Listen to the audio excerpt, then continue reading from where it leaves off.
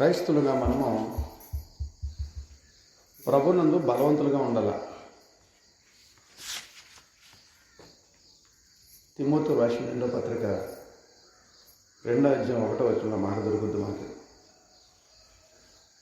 Timothy రాసిన 2వ పత్రిక 2వ అధ్యాయం 1వ వచనంలో ప్రభువునందు బలవంతులే ఉండాల. బలవంతులు, బలహీనులు, రెండు మాటలు గుర్తుపట్టారా? బలవంతులు, బలహీనులు. బలవంతుడు గెలుస్తాడా, బలహీనుడు గెలుస్తాడా? అవునండి. బలవంతుడు గెలుస్తాడా, బలహీనుడు గెలుస్తాడండి? బలవంతుడే గెలుస్తాడు. కాబట్టి మనం ప్రభువునందు ఎలా ఉండాలంటున్నాడు? లోక సంబంధంగా మనం బలవంతులుగా లేకపోయినా ప్రభువునందు మాత్రం ఎలా ఉండాలి? ఆత్మీయంగా మాత్రం బలవంతులుగా ఉండాలి.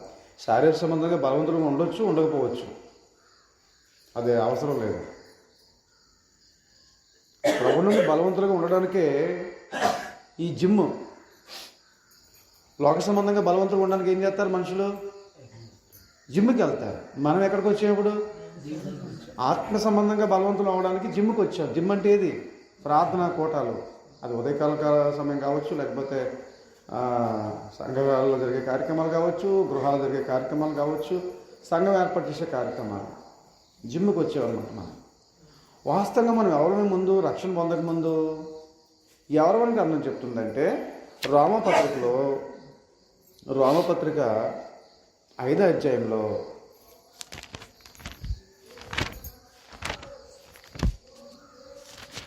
రోమపత్రిక 5వ అధ్యాయంలో అక్కడ 4 మాటలు దొరుకుతాయి. 6వ వచనం మనం చదివితే ఆ 4 మాటలు ఏంటంటే, 1 మనం బలహీనము, 2 భక్తిహీనులము, 3 పాపులము, 4 శత్రువులు. 4 మాటలు దొరికితే మనం ఎవరమే? రక్షణ పొందక మనం ఎవరమే? మనం వెళ్ళాడుకోవడమే. మొట్టమొదటి సంగతి బలహీనులమే. ఆ మాట గుర్తుపెట్టుకున్నారా? ఏ విషయంలో బలహీనమే? పాప విషయంలో బలహీనమే. అంటే ఊరకనే పడిపోతున్నాం అంతే. పాపంలో ఏం చేస్తున్నాం? మనం చూడగానే ఆకర్షించబడి పడిపోతున్నాం. బలహీనమే. 1 బలహీనమే, 2 భక్తిహీనమే, 3వదేమో పాపులమే, 4వదేమో శత్రువులమే. అలాంటి మనల్ని ఆయన ఏం చేశాడు? తన రక్తం ఇచ్చి, ప్రాణం ఇచ్చి మనల్ని ఏం చేశాడు? కొన్నాడు. మన పాపాలన్నీ కడిగేశాడు క్రీస్తు ప్రభువారు. అందును బట్టి అపవాది ఎవరి మీద పడతాడంటే బలవంతుల జోలికి రాడండి. మరి ఎవరి జోలికి వస్తాడు? బలహీనుల జోలికే వస్తాడు అపవాది. గుర్తుపెట్టుకోండి. బలహీనుల మీద పడతాడు తప్ప బలవంతుల మీద పడ్డండి. ద్వితీయోపదేశ కాండము 25వ అధ్యాయము 17-19 వచనాలు మనం చదివితే, ద్వితీయోపదేశ కాండము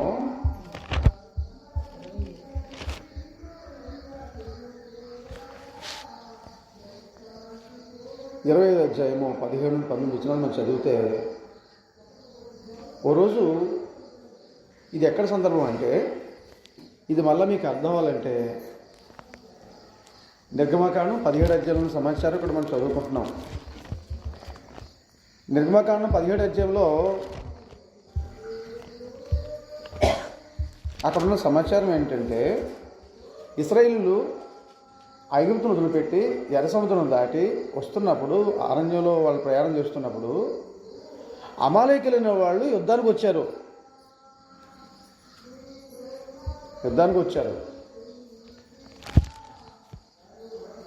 ఆ సందర్భం అక్కడ ఉంది.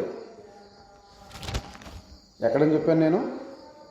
నిర్గమకాండం 17వ అధ్యాయము 8వ వచనం నుండి 16వ వచనం వరకు అక్కడ సమాచారం ఉంటుంది. మీరు తర్వాత చదువుకోండి. నేను చదివించే సమాచారం ఏంటంటే అదే, దానికి సంబంధించిందే. మళ్ళా ద్వితీయోపదేశ కాండం 25వ అధ్యాయము 17-19 వచనాలు చదివితే మోషే ఆ విషయాన్ని మళ్ళీ కొత్త జనాంగానికి పరిచయం చేస్తూ ఉన్నాడు, తెలియజేస్తూ ఉన్నాడు. ఏమని చెప్తున్నాడు? మీరు ఐగుప్తులో నుండి వచ్చి ఉండగా మార్గమున అమాలేకులు నీకు చేసిన దాన్ని జ్ఞాపకం చేసుకో. ఏం చేశారు వాళ్ళు? అతడు దేవునికి భయపడక అతడంటే ఎవరు అమాలేకీయుల్ని ఏమన్నాడు? అతడు అన్నాడు. ఆ అమాలేకీయులు ఏం చేశారట? మార్గం నీకు ఎదురుగా వచ్చి నీవు ప్రయాసపడి అలసి ఉన్నప్పుడు వారు నడిచి నడిచి నడిచి నడిచి మార్గంలో ప్రయాణం చేస్తున్న సమయంలో అలసిపోయిన సమయంలో ఏం చేశాడట? అమాలేకీయులు ఏం చేశారు? నీ వారిలో నీ వెనక ఉన్న బలహీనులందరినీ హతము చేశాను. అదిగో వచ్చిన బలహీనులందరినీ ఏం చేశాడు? హతము చేసేసాడు. ఇప్పుడు ఇశ్రాయేలు అందరూ వారి దారిని వాళ్ళు వెళ్ళిపోతూ ఉన్నారు. వారు ప్రయాణం చేస్తున్నప్పుడు, వారు నడిచి ప్రయాణం చేస్తున్నప్పుడు ముందు వరుసలో ఎవరుంటారో తెలుసా అండి? బలమైన వాళ్ళు ఎవరో చెప్పండి. వాళ్ళు బలమైన వ్యక్తులు వాళ్ళు ఎవరండి? ముందు వరుసలో ఉన్న వాళ్ళు ఎవరో నేను చాలాసార్లు చెప్పాను. ముందు వరుసలో ఎవరుంటారంటే సైన్యం ఉంటారు. ఇశ్రాయేల్ సైన్యం ఎంత? 6,03,550 మంది. సైన్యం ఎంతమంది అండి? 6,03,550 మంది ముందు లైన్లో సైన్యం ఉన్నారు. సైన్యం తర్వాత ఎవరుంటారు? వారి తర్వాత వారి భార్యలు ఉంటారు. వాళ్ళ భార్యల తర్వాత ఎవరుంటారు? వాళ్ళ పిల్లలు ఉంటారు. వాళ్ళ పిల్లల తర్వాత ఎవరుంటారు? ఈట సైనికులకి అమ్మ బాబాలు ఉండరా? వాళ్ళ బాబోళ్ళు అమ్మోళ్ళు ముసలోళ్ళు ఉంటారు లాస్ట్లోను. లైన్ అర్థమైందా మీకు? మొదట్లో ఎవరున్నారు చెప్పండి? సైన్యం ఉన్నారు. వారి వెనకాల ఎవరున్నారు? స్త్రీలు ఉన్నారు. వారి వెనకాల ఎవరున్నారు? పిల్లలు ఉన్నారు. వాళ్ళ వెనకాల ఎవరున్నారు? వృద్ధులు ఉన్నారు. సింపుల్గా చెప్పాలంటే యవనస్తులైనటువంటి పురుషులు, స్త్రీలు, పిల్లలు, వృద్ధులు. అంతేనా? నేను 4 కేటగిరీలు చూపించాను. ఈ 4 కేటగిరీల్లో యవనస్తులైనటువంటి పురుషులు, సైన్యం, స్త్రీలు, పిల్లలు, వృద్ధులు. ఈ నలుగురిలో బలహీనలు ఎవరో చెప్పండి. ఎవరు బలహీనలండి? ఇటమ్మా వృద్ధులు బలహీనలు. మీకు ఎలా అర్థమైంది? ఓకే, నేను చెప్తాను. అందుకే ఏదో ఉన్నాను నేను. ఈ నలుగురిలో బలమైన వ్యక్తులు ఎవరంటే యవనస్తులైనటువంటి యుద్ధం చేయగలిగినటువంటి పురుషులు ఉన్నారు చూస్తారు. సైన్యం వాళ్ళు బలవంతులు. మిగిలిన ముగ్గురు కూడా బలహీనలేనండి. స్త్రీలు బలహీనలండి. పిల్లలు బలహీనలేనండి. స్త్రీలు నువ్వు కొడితే కొడుతున్నారేండి? ఏడుతున్నారు తప్ప తిరిగి కొడుతున్నారా? మరి బలహీనలు కారా చెప్పండి? ఓ చదువు కొడేస్తా వాళ్ళని. ఈ పెతాపం ఏదైనా ఉంటే ఆ బలవంతుడిపై చూపించు. అప్పుడు 4 ఆడి ఈపై పడుతుంది నీకు. తేలు కొట్టాడు ఏమో పెద్ద మగతనం అనుకోకండి. అది గొప్ప ఏం కాదు. స్త్రీలు బలహీనలు, ఇంకెవరు బలహీనలు? పిల్లలు బలహీనలు, ఇంకెవరు బలహీనలు? ముసలోళ్ళు. వీళ్ళు చేసింది ధర్మయుద్ధం చేస్తే బాగుందండి. అధర్మయుద్ధం చేశారు. ధర్మయుద్ధం చేసేవాళ్ళు అయితే వాళ్ళ సైన్యం ఉంటుంది కదా, వాళ్ళు కూడా అమాలేకులకి వాళ్ళు వచ్చి ఏం చేయాలి? ఎవరితో యుద్ధం చేయాలా? ముందు వరుసలో ఉన్నటువంటి సైన్యంతో యుద్ధం చేయాల్సిన మానేసి, యుద్ధం చేయడం మానేసి ఎవరి మీద పడ్డారో తెలిసి వీళ్ళు ఇలా దాటగానే స్త్రీలను దొరికిన వాళ్ళని చంపేస్తున్నారు, పిల్లల్ని దొరికిన వాళ్ళని చంపేస్తున్నారు, ముసలిని దొరికిన వాళ్ళని చంపేశారు. ఇది ధర్మయుద్ధమా అధర్మయుద్ధమా? కాబట్టి అమాలేకీయులు ఎవరి మీద పడ్డారు మీకు ఇప్పుడు అర్థమైందా? ఎవరి మీద పడ్డారు? బలహీనుల మీద పడ్డారు. ఈ అమాలేకులు ఎవరు సాదృశ్యంగా ఉన్నారో చెప్పండి. ఇప్పుడు ఈ అమాలేకుల జాతి ఎవరు సాదృశ్యంగా ఉన్నారు? అమాలేకుల జాతి అపవాదికి సాదృశ్యంగా ఉన్నారు. అపవాది ఎవరి మీద పడతాడు మీరు చెప్పాలి. ఇప్పుడు బలహీనుల మీద పడతాడు. మరి ఇప్పుడు బలహీనులు ఎవరు? లోకాసు వార్త 13వ అధ్యాయంలో 11 నుంచి చదివితే ఒక స్త్రీ 18 సంవత్సరాల నుంచి చర్చకు వస్తూ ఉంది. దేవుని మందిరంలో ఉంది ఆయమ్మ, బయట ఎక్కడా లేదు. మళ్ళా దేవుని మందిరంలో ఉంది. ఆ అమ్మకు దెయ్యం పట్టిందంట. ఏంటో దెయ్యం? బలహీనపరచు దెయ్యం. ఏం దెయ్యం అండి? బలహీనపరచు దెయ్యం పట్టి 18 సంవత్సరాల నుంచి నడుము వంగిపోయిందంట. చదివేద్దాం మాటలు మనము. లోకాసు వార్త 13:11. లోకాసు వార్త 13:11.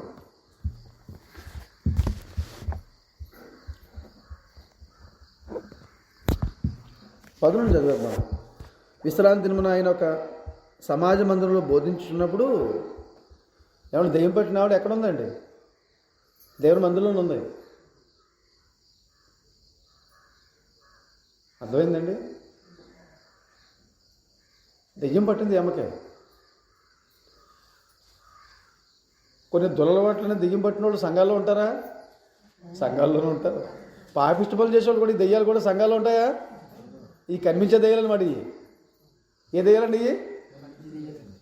పాపం చేస్తూ ఉంటారు, ప్రార్థనకు వస్తూ ఉంటారు. ఈ అమ్మ ఎక్కడుంది? బయట లేదు. ఎక్కడుంది? సంఘంలోనే ఉంది. కానీ అమ్మకి ఏం పట్టుకుంది? దెయ్యం పట్టుకుంది. ఉందండి మాట. 18 ఏండ్ల నుండి బలహీనపరచు ఆత్మ. అది గుర్తుపెట్టుకోండి. అంటే పుట్టినట్లు ఏముంటుంది? దెయ్యం. బలహీనపరచు ఆత్మ అంటే ఏముంది? పుట్టినట్లు దెయ్యం పట్టినటువంటి ఒక స్త్రీ అచ్చడి ఉండెను. ఆమె నడువు వంగిపోయి ఎంత మాత్రం చక్కగా నిలబడలేకుండా నడువు వంగిపోయిందంట. నిలబడలేకపోతా ఉంది. ఆ తర్వాత 16 వచనం చదివేయండి. యేసుప్రభువారు ఏమన్నా బాగు చేస్తారు. 16 వచనం చదివేద్దాం. ఇదిగో 18 ఏండ్ల నుండి సాతాను బంధించిన. ఎవరు బంధించారు? ఏమని? సాతాను బంధకాల్లో ఉందన్నమాట. సాతాను బంధించిన ఈమెను,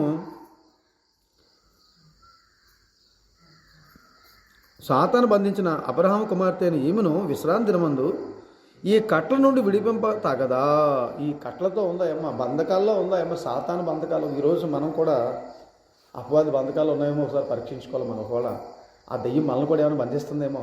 అపవాది అనే దెయ్యం మనల్ని కూడా బంధిస్తున్నాడేమో ఒకసారి చూసుకోండి. ఏమండి? మీరు గుర్తుపెట్టుకోండి. బలహీనపరిచే ఆత్మ పట్టినటువంటి స్త్రీ,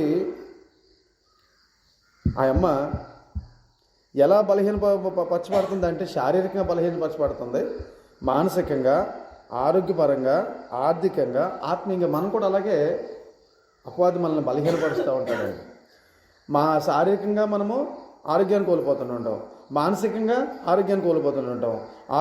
అలాగే మనం ఆరోగ్య విషయంలో మనం బలహీనపడుతూ ఉంటుంటాం, ఆర్థికంగా నష్టపోతుంటాం, లేక ఆత్మీయంగా కూడా మనం బలహీనపడుతూ ఉంటుంటాం. కాబట్టి ఈ అమ్మకు దయ్యం పట్టిందంట.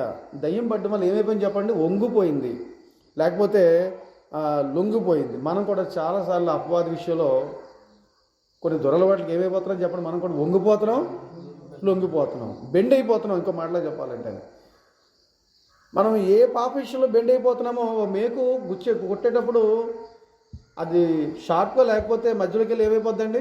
వంగిపోతుంది. దాన్ని మళ్ళీ బయటకు తీసి మళ్ళీ చుట్టూ నిదానంగా కొట్టి మళ్ళీ కొడితే మళ్ళీ ఏమవుతుంది? ఎక్కడ బెండ్ అవుతుంది? ఎక్కడ బెండ్ అయిందో అది ఎక్కడ వంగిందో మళ్ళీ అక్కడే. నువ్వు త్రాగుడు మానేసి మళ్ళీ కొన్ని రోజులు మళ్ళీ అక్కడ వంగడానికి అవకాశం. ఎందుకని? ముందు ఒకసారి అలవాటు ఉంది కదా, మళ్ళీ వంగిపోవడానికి అవకాశం ఉందా లేదా? అందుకే మనం లొంగకూడదు, బెండ్ అయిపోకూడదండి. అర్థమవుతుందండి? మనుషులు చూడండి, ఈరోజు సెల్ ఫోన్కి బానిసలైపోయారు. సెల్ లేకపోతే బ్రతకలేరు. కూడా సెల్ ఉండాలి అన్ని సమయాల్లో కూడా. అలా చూస్తూనే ఉంటున్నారు.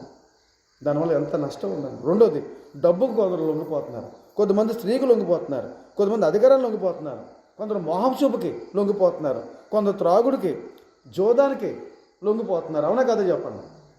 కొన్ని దురలవాట్లు, ఈ పాన్ పరాకు, 5000, కిల్లి, జర్దా, చుట్టా, బీడీ, సిగరెట్, లేకపోతే గంజాయి, డ్రగ్స్, వీటికి మనుషులు ఏమైపోతున్నారు చెప్పండి? లొంగిపోతున్నారు, వంగిపోతున్నారు. దానికి కారణం ఏంటంటే బలహీనపరచు దెయ్యం.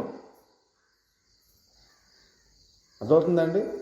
కాబట్టి మనము ఒకప్పుడు బలహీనమే, మళ్ళీ ఇప్పుడు ఏమైపోతున్నాం? మళ్ళీ బలహీనం అయిపోతున్నాం. అలా అవ్వకూడదు. బలవంతులుగా ఉండాలి. ప్రభునందు ఎలా ఉండాలి చెప్పండి? ప్రభునందు బలవంతులుగా ఉండాలని గ్రంథం చెప్తుంది. కాబట్టి మనం పడిపోకూడదండి, మళ్ళీ మాటికి పడిపోకూడదండి. మనం ఏ విషయంలో పడిపోతున్నావో చూసుకోవాలా. నువ్వు ఏ విషయంలో పడిపోతున్నావో అదేంటో నువ్వు చూసుకొని మళ్ళీ దిద్దుకోవాలన్నమాట. నేను ఈ విషయంలో పడిపోతున్నానా, దిద్దుకుంటాను, నా బ్రతుకు మార్చుకుంటానని చెప్పేసి బ్రతుకు మార్చుకోవాలి, దిద్దుకోవాలండి. మనకు తెలిసిపోద్ది ఏ విషయంలో పడిపోతున్నామో మాటికి, ఏ తప్పు చేస్తున్నామో మాటికి. అది మనకు తెలుస్తుంది. మనం చేస్తున్న తప్పుని దేవుడు గ్రంథం ద్వారా మనకి బుద్ధి చెప్తూ ఉంటాడు. పక్కన మనస్సాక్షి కూడా మనకి బుద్ధి చెప్తూ ఉంటాడు. నువ్వు తప్పు చేసావు అని. అప్పుడప్పుడును మీకు ఉదాహరణ చెప్తాను. వీడు త్రాగుతుంటాడు అనమాట. ఓ మనిషి, ఓ సినిమా యాక్టర్, ఎవడో హీరో తాగుతున్నాడు అనమాట. లేకపోతే ఇది తప్పు చేశాడు. తను తప్పు చేస్తే అలాంటి మనిషి ఇంకో మనిషి కనబడుతుంటాడు. అంటే ఇంకో మనిషి మాట్లాడుతున్నట్టు ఉంటుంది. బుద్ధులు ఎదురా నీకు? ఎన్నిసార్లు చెప్పాలరా నీకని చెప్పి ఇంకో మనిషి మాట్లాడుతున్నాడు. అలాంటి మనిషే సేమ్ రూపం. అంటే మనకి మనస్సాక్షి ఎలా ఉంటుందో మనకు చూపించడానికి వాడు సినిమాలో చూపిస్తుంటాడు మనకి, అవునా కాదండి? వాళ్ళని మనిషి వాడే మళ్ళా ఇంకొక వచ్చి బుద్ధి చెప్తుంటాడు. ఒకడేమో తప్పు చేస్తుంటాడు, ఒకడేమో ఎప్పుడైనా అలాంటి సీన్లు చూసారా? అంటే మనస్సాక్షి అనేది నీలో ఉంది, అది మనకు చూపించడానికి ఆ డైరెక్టర్ అలా క్రియేట్ చేశాడనమాట. మీకు ఇప్పుడు అర్థమైందా మనస్సాక్షి అంటే ఏంటో? మన మనస్సాక్షి కూడా మన మీద ఏమైనా ఆరోపణ చేస్తుంది, నువ్వు తప్పు చేస్తున్నావు అదేనైనా, నువ్వు తప్పు చేస్తున్నావు, ఇలా చేయొచ్చు, నీ ఆరోగ్యం పాడు చేసుకుంటున్నావు, నీ డబ్బు పాడు చేసుకుంటున్నావు, సమాజంలో గౌరవం ఉండదు, ఎందుకు ఈ అలవాట్లు, ఈ పాపిష్ట అలవాట్లు ఎందుకు నీకు, వదిలేసాయి అని మనస్సాక్షి చెప్తాడు. పక్కన దేవుడు కూడా, పరిశుద్ధాత్ముడు కూడా మనకి చెప్తాడు. పరిశుద్ధాత్మ కూడా మనకి హెచ్చరిస్తుంటాడు, దేవుడు కూడా మనల్ని హెచ్చరిస్తుంటాడు. అంటే దేవుడు కూడా అందరూ బట్టి గుర్తుపెట్టుకోండి, ఒక వ్యక్తి బలహీనపరచు ఆత్మ వలన పీడించబడినవాడైతే శారీరకంగా, మానసికంగా, ఆరోగ్యంగా, ఆర్థికంగా, ఆత్మీయంగా కూడా అతను నష్టపోతాడు, బలహీనంగా ఉంటాడు. అందుని బట్టి గుర్తుపెట్టుకోండి, ఏదో బలహీనత, సంసోనుకో బలహీనత ఉంది, ఏంటి చెప్పండి? స్త్రీ బలహీనత. స్త్రీ కనబడితే చాలు సొంగ కాడుతాడు, స్త్రీ కనబడితే చాలు సొంగ కాడుతాడు. ఎవరండి? సంసోను. అతను కళ్ళు మంచివి కాదు, కళ్ళు మంచివి కాదు, కన్నులు మంచివి కాదు. ఒక స్త్రీని చూశాడంటే చాలు. ఒకసారి మనము న్యాయాధిపతుల గ్రంథం 14:1 చూడండి. న్యాయాధిపతుల గ్రంథం 14:1 ఉదాహరణ మీకు చెప్తాను. న్యాయాధిపతుల గ్రంథము 14:1 చదివితే, సంసోను తిమ్నాతుకు వెళ్ళి తిమ్నాతులో ఫిలిష్తీయుల కుమార్తెలు ఒకతను చూశాడా? తర్వాత 15:1 చదువుదాం. 15:1 కొన్ని దినములైన తర్వాత గోధుమల కోతకాలమున సంసోను మేకపిల్లను ఒకటి తీసుకొని తన భార్యను చూడడానికి వెళ్ళాడా? ఫిలిష్తీయుల కుమార్తెని చూశాడు. తర్వాత 16:1 తర్వాత సంసోను గాజాకి వెళ్ళి వేశ్యను ఒకతను చూసి ఆమె వద్దకు చేరాను. చూశాడా? చూశాడు. తర్వాత 4వ పిమ్మట అతడు షోరేకు లోయలో ఉన్న దెలీలా అని ఒక స్త్రీని మోహించాడు. ఇతను కండ్లు మంచి, ఏ కండ్లు పాపిష్ట కళ్ళు ఫిలిష్తీయులు ఏం చేశారు చెప్పండి? అతను పట్టుకొని ఆ కండ్లో బెరికేశారు. పెద్దోళ్ళు పదం వాడేవారండి. ఇప్పుడు అది అందరూ మర్చిపోయారు ఏంటో. ఒరే నువ్వు వాయు వరుసలు తప్పుతున్నావు, చిన్న పెద్ద తేడా లేదు, కండ్లు పోతాయిరా అనేవారు. నిజమే కాదా? నిజమే, ఎప్పటికది నిజమే. మీరు వాయు వరుసలను దేవుడు ఏర్పాటు చేశాడు కదా, మన మనుషులం కదా, మనుషుల్లో ప్రవర్తించొద్దా? కండ్లు పోతాయండి, పోతాయి. ఈ వెంటనే పోలేదు కదా అంటారు. వెంటనే పోలేదంటే దానికి సమయం ఉంటుంది. ఒక విత్తనం విత్తిన వెంటనే పంట వచ్చేసిందా? విత్తనం విత్తిన వెంటనే పంట వచ్చేసింది ఏంటండి? ఇంత టైం పట్టదండి. పాపం పండడానికి కూడా సమయం పడుతుంది. చెట్టునున్న ఆ కాయ కూడా రాలంటే అది దానికి టైం ఉంది, ఏంటి చెప్పండి? నువ్వు కొయ్యపోయినా రాలిపోద్ది. ఎప్పుడు అది పండితే అదే రాలిపోద్దండి, ఏం కొయ్యక్కర్లేదు, దాని అంతా రాలిపోద్ది. పాపం కూడా అలాంటిదే. అందుని బట్టి మనం ఏ విషయంలో కూడా పడిపోకుండా నిలబడాలండి. ఏ విషయంలో అపవాది మనల్ని పలగొట్టడానికి ప్రయత్నం చేస్తూ ఉన్నాడు. కాబట్టి మనం బలహీనంగా ఉండకూడదు. ప్రభునందు ఎలా ఉండాలి చెప్పండి? కాబట్టి అది డబ్బుకు కానీ, స్త్రీకి కానీ, అధికారానికి కానీ, మోహంశుభకు కానీ, త్రాగుడు కానీ, లేకపోతే జోదానికి కానీ, లేకపోతే దురలవాట్లు కానీ, మరి దేనికి కూడా మనము వంగిపోకూడదు, బెండ్ అయిపోకూడదు. వంగిపోకూడదు. ఆ అమ్మ ఎన్ని సంవత్సరాలు లొంగిపోయింది? 18 సంవత్సరాల నుంచి నడుము ఏమైపోయిందటండి? బలహీనపరచు ఆత్మ, బలహీనపరచు దెయ్యం. ఆ దెయ్యమే మనల్ని కూడా పట్టుకోవడానికి అవకాశం ఉంది. ఆ దెయ్యం ఎవరంటే అపవాది పట్టుకుంటాడు. జాగ్రత్త, మనం చాలా జాగ్రత్తగా ఉండాలి, జాగ్రత్తగా ఉండాలి. అందును బట్టి గుర్తుపెట్టుకోండి, పాప మొదట చిన్నగా ప్రవేశిస్తుందండి. మొదట్లో చిన్నదే. ఒరే కొంచెం నా బర్త్డేరా, ఒక్క పెగ్గయ్యారు అంటాడు, పెగ్గలా ఉంటుంది అది. నా కోసం అంటాడు, నీకోసంలో లేదు ఈరోజు. ఇంకా అది ఏమైపోద్దండి? చిన్నది కాస్తాను, పెద్ద తాగుబోతు అయిపోతావు. అక్కడి నుంచి చిన్నదాంతో ప్రారంభం అవుద్దండి. ఒకరోజు వర్షం పడుతుంటే ఎలక పిల్లలు పెట్టి, చిన్న పిల్లలతోటి ఆ చిన్న తన గూట్లో ఉంది. అక్కడికి ఓ పందికొక్కు వచ్చింది. పందికొక్కు వచ్చి వర్షం వచ్చేస్తుంది అని చెప్పేసి కొంచెం తన ముఖం మాత్రమే లోపల పెట్టింది. అప్పుడు ఎలకన్నది, ఏంటిది, నాకు చోటు చూస్తే చాలా తక్కువ ఉంది, నా పిల్లలతో ఉన్నాను నేను, నువ్వు లోపలికి ప్రవేశిస్తున్నావేంటి, నీ తల లోపల పెట్టేవేంటి. అమ్మమ్మ కొంచెం బతిమాలుతుంది. అందుకొక ఏమంటుందంటే, నేను తలకాయ మాత్రం కదా పెట్టాను, లోపల బయట భయంకరంగా వర్షం వచ్చేస్తుంది, నాకు ఏం చేయాలో అర్థం కాలేదు, ఏమనుకోవద్దని చెప్పి బతిమాలుతుంది. ఏంటి, పందికొక్కు. సర్లే అన్నది ఈ ఎలక. తల పెట్టిన తర్వాత ఏం చేసింది చెప్పమంటారా? 2 చేతులు లోపల పెట్టిందండి. అదేంటి చేతులు కూడా లోపల పెట్టామంటే, లేదమ్మా వర్షం వస్తుంది, నన్ను క్షమించు, కంగారు పడుకో, నేను వెళ్ళిపోతానులే, 1 నిమిషం 2 నిమిషాలు అంటుంది. సరే సరే అన్నది ఎలక. మళ్ళీ పందికొక్క ఏం చేసిందంటే, ఈ కడుపు భాగం లోపల తీసుకెళ్ళింది. కొంచెం లోపలికి వెళ్ళింది అనమాట. లోపలికి వెళ్తుంది. ఏంటి లోపలికి వచ్చేస్తున్నా, లోపల చోట్లేదు అంటుంటే లేదు లేదమ్మా అని బతిమాలుతుంది. మళ్ళా కాసేపటికి తోక కూడా మొత్తం లోపలికి వెళ్ళిపోయిందని మొత్తం. దీని నిండా వెంట్రుకలు ఉన్నాయి. పందికొక్కు దీన్ని చూస్తేనే అసహ్యంగా ఉంది. దానికి ఉక్కురుబిక్కి రావట్లేదు. ఎలక్కి తన పిల్లలకి చోటు చూస్తే చిన్నదే, ఇది చూస్తే చాలా పెద్దదే. లోపలికి వచ్చేసింది. వద్దు వద్దు అని చెప్పినా సరే లోపలికి వచ్చేసింది. అప్పుడు ఏంటి బుద్ధి లేదా నీకు, లోపలికి వచ్చేసావు? ముందు తల అన్నావు, తర్వాత ఏమో చేతులు అన్నావు, తర్వాత ఏమో నడుము అన్నావు, తర్వాత ఏమో మొత్తం కాళ్ళే లోపల తెచ్చేసావు అని అడిగితే, నీకు ఇబ్బందిగా ఉందా అన్నది. అవును ఇబ్బందిగా ఉంది. ఇబ్బందిగా ఉంటే వెళ్ళిపో. ఏముందటండి, నీకు ఇబ్బందిగా ఉంటే వెళ్ళిపో, నిన్ను వద్దన్నాను నేను. మీకేమైనా అర్థమైందని పరిస్థితి? ఇక్కడ మీకు ఏమైనా మన పాఠం నేర్చుకోవచ్చా అంటే, అపవాది మొదట్లో అలాగే ప్రవేశిస్తాడండి. జాగ్రత్త జాగ్రత్త. చూడండి, పాములు పట్టేవాడికి పాములను ఎలా పట్టుకోవాలో వాడికి తెలుసండి. ఏం చేస్తాడండి వాడు? ముందు ఆ పాములు పడ్డానికి ముందు వాడేదో ఆ బోర ఉంటుంది, బోర ఊపుతాడు.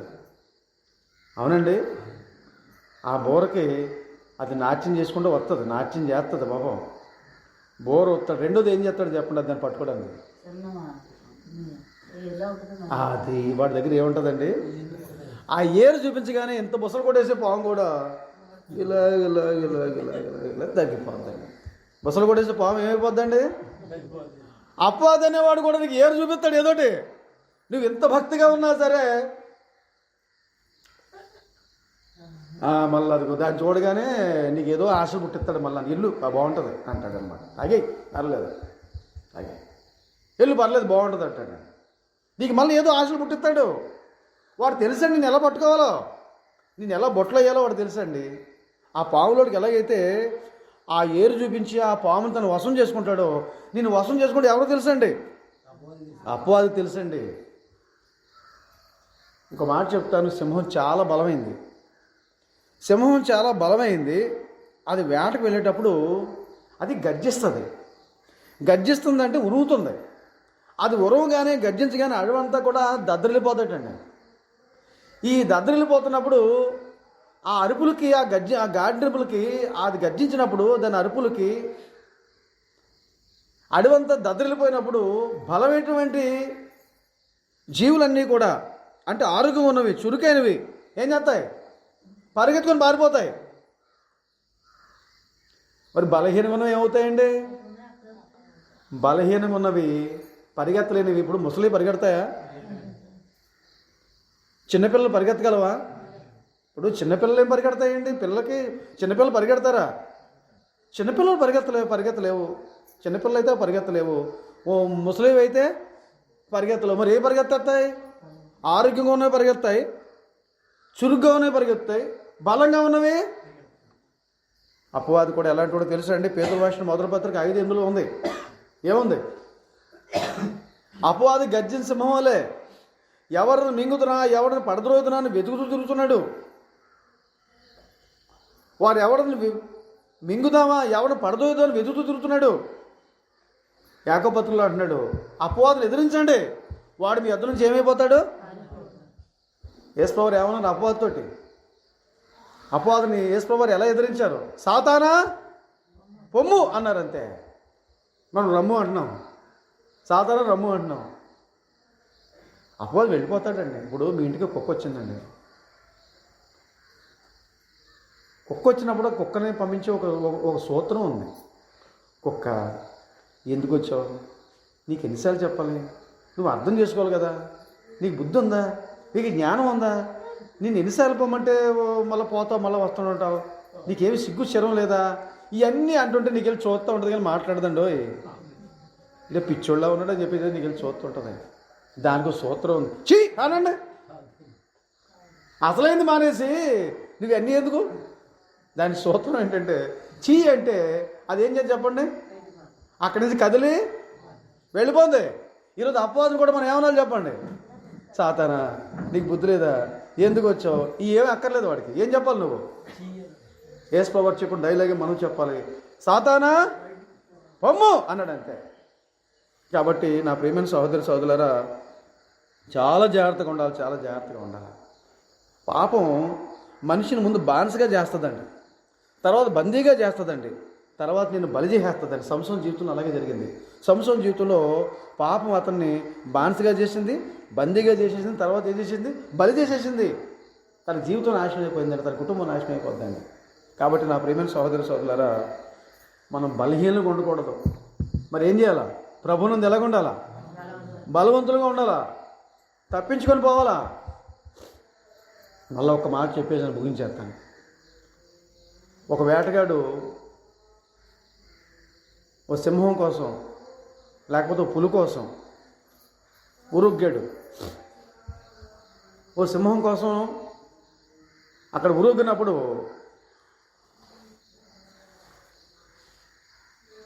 ఓ బాటసారి అంటే ఒకడు బిచ్చిగాడు పాటలు పాడుకుంటుంటాడు, ఏదో భిక్షాటన చేస్తుంటాడు, తన ఆకలి తీర్చుకుంటూ ఉంటాడు. అక్కడ పాడుకున్నటువంటి ఒక కొంప ఏదో ఉంటే, అది అక్కడ ఏదో ఉంటే మొత్తాన్ని అక్కడికి వచ్చి ఏం చేస్తుంటాడు, తలదాచుకుంటుంటాడు. ప్రతిరోజు దినచర్యలు జరుగుతూ ఉన్నాయి. అక్కడికి వచ్చి తలదాచుకుంటుంటాడు. ఓ సాయంత్రం అతను వచ్చేసరికి ఓ దృశ్యం కనబడుతూ ఉంది. రాత్రి పడుకున్నాడు, పొద్దున్న లేచేసరికి ఒక దృశ్యం కనబడుతూ ఉంది. అంటే రాత్రే, సాయంత్రమే, రాత్రి టైంలోనే ఒక సింహం దేంట్లో చిక్కుంది, వలలో చిక్కుంది. వేటగాడు వలేసాడండి, వలలో చిక్కుంది. వలలో చిక్కుగానే ఉదయం లేచిన వెంటనే ఈ దృశ్యం చూశాడండి. ఏంటి, ఈ సింహం వలలో చిక్కుని ఉంది. ఇదిగో ఏమయ్యా ఇలా రా అని పిలిచింది. వచ్చాడు. ఇదిగో చూడు, అనుకోకుండా ఇందులో నేను చిక్కున్నాను, ఈ చిక్కులన్నీ ఇప్పేసి, ఈ వల్లని ఇప్పేసి, ఈ ముడిప్పేసి నన్ను బయటికి రక్షించు అని చెప్పిందండి. రక్షించని చెప్పగానే ఇతను మంచోడు కాబట్టి సరే అయితే అతను అన్నాడు, మరి నువ్వు నీ జాతి మంచిది కాదు, నాకు ప్రమాదం జరుగుద్ది అంటే నీకు ఎలాంటి ప్రమాదం నేను నాకు ఉపకారం చేయి, నీకు అపకారం తలపెట్టను అని చెప్పినప్పుడు పైన ముడి ఉంటుంది, ఆ ముడిప్పేస్తే పులి బయటికి వచ్చేద్ది. పులే అనుకుందా కదా, చెప్పండి, బయటకు వచ్చేద్ది అనమాట, బయటకు వచ్చేద్ది. ముడిప్పాడు, బయటకు వచ్చింది. రాత్రంతా చాలా ఆకలితో ఉన్నాను, నువ్వు నాకు ఆహారం అయిపోవాలంది. ఇందాకేం మాట్లాడుకున్నావు అన్నాడు. ఆ మాటలే పనే. నేను ఎలాంటిదానో తెలుసా నీకు, నేను క్రూర జంతువుని, అయినా సరే నువ్వేం చేసావు, ముడిప్పావు. ఇప్పుడు నేను అడ్డానికి కూడా ఓపిక లేదు, నేను తినేసిన తర్వాత నాకు బలం వస్తుందని చెప్తుంటే ఇదేంటి ఇలా మాట్లాడుతున్నావు, ముందేం చెప్పావు, నేను చెప్పాను నాకు ఎలాంటి హాని చేయకూడదన్నాను, చేయనన్నావు, నువ్వు మాట తప్పావు అంటే ఈ మధ్యలో నక్కు వస్తూ ఉందండి. ఈ తగు చూసిందండి, వీళ్ళు మాట్లాడుకోవడం వినదండి. అప్పుడు ఇదిగో ఏంటి జరిగిందని చెప్పగానే ఈ మనిషి అంటాడు, ఇది బంధకాల్లో ఉందండి, నేను రాత్రంతా ఇది బంధకాల్లో ఉంది, పొద్దున్న లేచేసరికి అది వల్ల చిక్కొని ఉంది, అది అడిగింది పులి, ఇదిగో నన్ను విడిపించాయా, నేను చాలా ఇబ్బందుల్లో ఉన్నాను, నన్ను వదిలిపెట్టేసే, ఇది ఎవడో వలేసాడు నాకు, నేను చిక్కున్నాను. అప్పుడు నేను అన్నాను అంటున్నాడు ఈ బిచ్చగాడు, ఈ పాటలు పాడి ఆహారం సంపాదించుకునే బిచ్చగాడు అంటున్నాడు,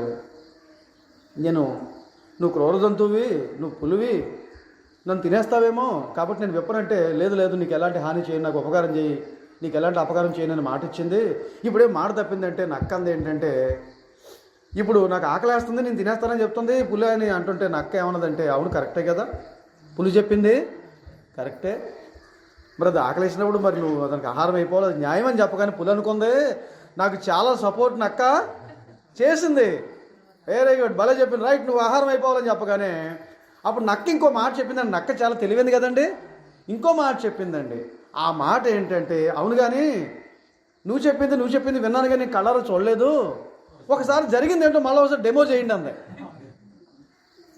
డెమో చేయడం అంటే అర్థమైందండి, అంటే నువ్వు మళ్ళా వల్లోకి వెళ్ళిపోవాలా, ఆయన ముడేసేస్తాడు, ముడేసే కానీ నువ్వేమన్నావు నువ్వు చెప్పాలా, అతను ఏమన్నాడు అతను చెప్పాలా. అప్పుడు పులి అంటుంది మళ్ళీ మామూలు డైలాగు, ఇదిగో చూడయ్యా నేను ఆపదలో చిక్కున్నాను నన్ను రక్షించు అంటే అప్పుడు అతను అంటున్నాడు నువ్వు క్రూర జంతువువి, నేను రక్షిస్తే నువ్వు నన్ను భక్షించేస్తావు, నన్ను తినేస్తావు, నేను వదలని చెప్పేసేమో అతను అంటున్నాడు. అదంటుంది మీ కాళ్ళు పట్టుకుంటాను, మిమ్మల్ని బతిమాలుకుంటాను, నన్ను దయచేసి వదిలిపెట్టని చెప్పేసి ఆ పులి బతిమాలుకుంటుంటే ఈ అమాయకుడు మళ్ళాను ముడిప్పడానికి వెళ్తుంటే నక్కంది, ఒరే ఆగన్నది నీకేమైనా బుద్ధి జ్ఞానం ఉందా, నువ్వు పరిగెత్తు నువ్వు పరిగెత్తు, నిన్ను రక్షించడానికి నేను నాటకం ఆడాను, ఈ డమ్మి చూపించబడదు ఉత్తుతుంది, నిన్ను రక్షించడానికి నేను కాపాడడానికి నేను వేసిన ప్లాన్ ఇది, ఇంకా ఎప్పడానికి వెళ్తున్నావు ఎందుకు, మళ్ళీ ఇప్పుతే దూరుకుంటుందా నిన్ను తినేస్తుంది, పరిగెత్తరా అంటే పరిగెత్తడం మొదలెట్టాడు. ఇది పరిగెత్తిందండి, నక్క పరిగెత్తింది, వాడు పరిగెత్తాడు, అది పులి మాత్రం ఎక్కడుందండి, ఇక ఏమైనా ఇందులో నీతి ఉందండి. ఆ పులి ఎవరండి, అపవాది, వాడి విషయంలో మనం జాగ్రత్తగా ఉండాలి, తప్పించుకొని మనం పారిపోవాలి తప్ప ఆ ముడిగా నిప్పేవనుకో నేను తినేస్తుంది ఆ పులి, ఆ సింహం, లేకపోతే అపవాది జాగ్రత్త. కాబట్టి మన అందరం కూడా నా ప్రియమైన సహోదరి సోదరులారా ఆ రోజు ఇశ్రాయేలు ప్రయాణమే వెళుతున్నప్పుడు అమాలేకులు వచ్చారు. ఎవరి మీద పడ్డారండి వాళ్ళు, బలవంతుల మీద బలహీనుల మీద, స్త్రీలను చంపేశారు, పిల్లలను చంపేశారు, ముసలోళ్ళని చూడకుండా చంపేశారండి, దయా దాక్షిణాలు చూపించకుండా చంపేశారండి. బలహీనుల మీదే అమాలేకులు పడ్డారు. అపవాది అనేవాడు అమాలేకులు సాదృశ్యంగా ఉంటే ఈరోజు అపవాది ఆ బలహీనుల మీద పడతాడు. ఎవరో బలహీనులు పాపం విషయంలో మాటికి పడిపోయేవాళ్ళు. కాబట్టి మనం ఎలా ఉండమని చెప్తుంది గ్రంథం, ప్రభునందు ఎలా ఉండాలండి, బలవంతులుగా ఉండాలి. తిమోతిలో రాసిన 2వ పత్రిక 2వ అధ్యాయం 1వ వచనం చెప్పేసి ముగించేస్తాను. అక్కడ ఉన్న మాటేనండి. ఏమన్నాడు పౌలు గారు తిమోతికి రాస్తూ ఏమన్నాడండి, తిమోతికి రాసిన 2వ పత్రిక 2వ అధ్యాయం 1వ వచనంలో మాట ఉందండి, మనము సంపూర్ణతయు మాన్యత కలిగి నెమ్మదిగాను సుఖంగాను బ్రతుకు నిమిత్తము లేదండి 2వ అధ్యాయం 1వ వచనం 2వ తిమోతి పత్రిక కదండి, 2వ అధ్యాయం 1వ వచనంలో మాట నేను తప్పు చదివాను. నా కుమారుడా క్రీస్తు యేసునందు కృపచేత బలవంతుడవు కమ్ము. కాబట్టి మనము ప్రభునందు ఎలా ఉండాలి చెప్పండి, ఒకప్పుడు మనం బలహీనమే, పాపులమే, భక్తిహీనులమే, శత్రులమే. మళ్ళీ మనం బలహీనులుగా ఉండకూడదు, బలవంతులుగా ఉండాలి. బలహీనంగా ఉన్నావా ఎవడు అటాక్ చేస్తాడు మన మీద, అపవాది అటాక్ చేస్తాడు. కాబట్టి వాడి విషయంలో మనం చాలా జాగ్రత్తగా ఉండాలి. అపవాదిని ఎదిరించండి, వాడిని ఎదురించి ఏమైపోతాడు, పారిపోతాడు. సింహానికి బలము ఉంటుంది, పిరిగితనం ఉంటుంది. మీరు ఏదో అనుకుంటున్నారు, బలం ఎప్పుడు చూపిస్తే చెప్పండి, దాని బలం ఎప్పుడు కనపడుతుంది తెలుసండి, అది గర్జించినప్పుడు గాండ్రించినప్పుడు దాని బలం కనపడుతుంది. కానీ నువ్వు దాన్ని ఎదిరిస్తే మాత్రం దానిలో పిరిగితనం కూడా, సింహం నీకు కనిపించింది అనుకో కాసేపు, ఎదిరించాలనే ధైర్యం మనకు ఉండాలండి. కానీ ఎదిరించగలవా మనిషి, ఎదిరించడం ధైర్యం సరిపోద్దా మనిషికి సాధారణంగాను? ఎవడో ఒకడు ఉంటాడు, కోడుకొకడు ఉంటాడు తెలుసండి. దాన్ని చూడగానే ముందు చంపక్కర్లేదు, వీడే చచ్చిపోతాడు. నిజమది, దాని రూపం చూడగానే ఒకసారి ఆటోమేటిక్గా మనిషి ఒకసారి గుండె ఏమైపోతుందండి, అంత భయంకరమైంది. కాబట్టి దాంట్లో బలము ఉంది, దానికి ఇంకేమని చెప్పండి, పిరిగితనం కూడా ఉంది. కాబట్టి మనం ఏం చేయాలంటే దాన్ని ఎదిరించాలి. పిల్లల పంది ఒక మాట చెప్పాలి, పిల్లల పంది ఉంది చూసారా, అది వెళ్ళిపోతుంటుంది చిన్న పిల్లలతోటి, చూడడానికి చాలా అందంగా ఉంటాయి పిల్లలు చిన్నప్పుడు. తల్లి పంది వెళ్ళిపోతున్నాడు, పిల్లలు ఏం చేస్తుంటాయి, 10 పిల్లలు పెడతాను, మళ్ళీ తక్కువ పిల్లలు పెడతాను, మళ్ళీ పిల్లలు చకచక వెళ్ళిపోతుంటే కుక్కలు తరుముకొస్తున్నాయండి. కుక్కలు తరుక్కోతుంటే పంది ఏం చేస్తారు చెప్పండి? ఎందుకులే నా పిల్లలతో ఉన్నాను నేను, వాళ్ళ జోలికి వెళ్ళడం ఎందుకని చెప్పి తన దారిని తాను వెళ్ళిపోతుంటే కుక్కలు వదులుతాయి అనుకుంటున్నారా? అయ్యి వదలవు, ఇది వెళ్ళిపోతూ ఉంటుంది. రండి రండి అని చెప్తుంటే పాపం అయ్యి పంది ఏమీ మొయ్యదండి. నా అర్థమే. కోతి పిల్లలు మోస్తుంటుంది, పిల్లి పిల్లలు మోస్తుంటుంది, కానీ పంది మాత్రం పిల్లలు మొయ్యదు. దాని కింద కింద కింద నుంచి నడాల్సిందే కాళ్ళతోటి. నడుస్తున్నప్పుడు అప్పుడు ఈ కుక్కలు ఆ పంది ఏం చేయట్లేదు కదా, అమ్మ ఏం చేయట్లేదు అని చెప్పేసి ఒక పిల్లని ఇలాగా పట్టుకొని అమ్మే అంటుందండి. అది ఎప్పుడైతే అన్నదో అప్పుడు తిరగబడుతుందండి. ఏంటి రండిరా చూసుకుందాం అంటదండి. ఏంటి అప్పుడు వెళ్తాయండి. ఏంటి కుక్కలు అప్పుడు వెళ్తాయండి వెనక్కి, అప్పుడు అడిగేస్తాండి వెనక్కి. అంతవరకు అడిగేయండి వెనక్కి. అది అపవాదం ఎదిరించండి. వాడు మీ ఎదురు నుంచి ఏం చేస్తాడు? ఎదిరించండి. వాడు మీ ఎదురు నుంచి బాధపడదు. కాబట్టి మనము బలహీనులుగా ఉండకూడదు. ఈరోజు నేర్చుకునే పాఠం ఏంటి చెప్పండి? మనం ఎలా ఉండకూడదు? మరి ఎలా ఉండాలి? బలహీనుల మీద అపవాది పడతాడా, బలవంతుల మీద పడతాడా? నువ్వు బలవంతుడికి ఉంటే నీ జోలికి రాడు అపవాది, నేనేం చేయలేడు. మరి ఎవరి మీద పడతాడు అపవాది?